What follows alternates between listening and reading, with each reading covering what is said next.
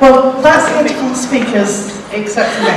So I want to just thank you all for coming. I want to just talk for a minute about Sparks, because Sparks, a few years ago, Susan and Krista Keane and myself and some of the other girls decided that, you know, there weren't that many women here. There were any queue for the restrooms, we didn't see that many women. And it's not that we felt we were being kept down, we just didn't understand, because we were all technical, why there were so few women in technical fields or why they made it here. And then we thought, well, the thing is, we often ourselves felt out of step, either at work or here in the community, that we'd be kind of fitting in, but it would be fitting in, we'd be out of step. And that made us different. But then we realised it wasn't just because we were nerd girls we were different, there are lots of people who feel out of step. And fake it to get through or fit in. And we started doing these spark ideas to say, this isn't everything. Your job, the way things around you work do not define you. We all have huge parts of our lives which are far more important than any of that. And that drives us.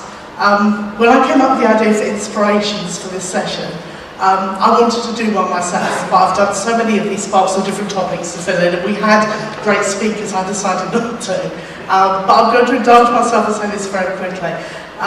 The reason Nerd Girls is really important to me is my family have very strong, smart women.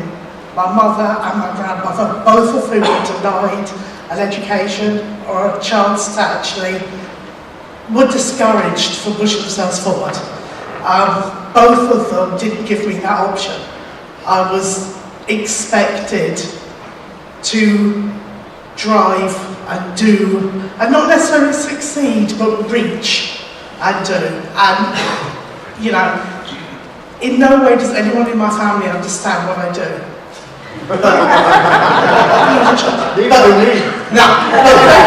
They watch the Sparks videos and they pay attention to the presentations, and one of the things that inspires and drives me is that I have the opportunity and the support, and I don't lack expectation. I was brought up with people who expected me to be the best version of myself that I could be, regardless of who I was. And I'm odd. You know, I'm odd even within my own family, I'm strange.